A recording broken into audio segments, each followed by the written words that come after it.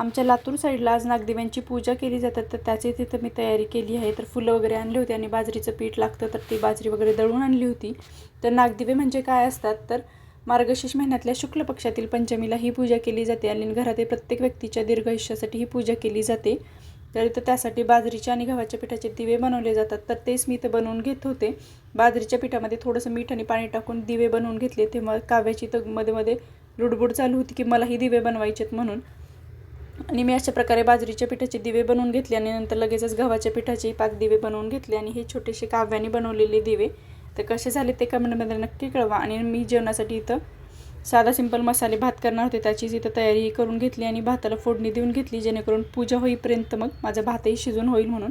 आणि मग देवाला धूप दीप वगैरे लावून घेतला आणि मग नागदेवांची पूजा करायला घेतली। तर अगोदर मी जे दिवे होते तर ते तयार करून घेतले आणि काव्याला औक्षण वगैरे करून तिला दिव्यांनी ओवाळून घेतलं। आणि प्रत्येकाच्या नावाचा एक पदार्थ असतो, तर तुमच्या आवडीचा जो पदार्थ तुम्ही सुरुवातीपासून ठेवता तर तो ठेवायचा असतो। तर मी 2 पेढे आणि 2 गुलाबजामुन असं ठेवते, तर त्यावरती तुपाच्या वाती वगैरे ठेवून त्यावरती पण दिवे लावायचे असतात।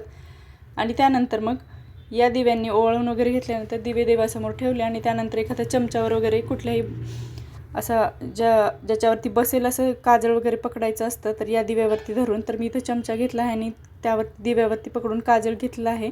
आणि हे काजळ आपल्या डोळ्यात वगैरे लावायचं असतात। तर आमच्याकडे अशी प्रथा आहे, तर तुमच्याकडेही असते का मला कमेंटमध्ये नक्की कळवा।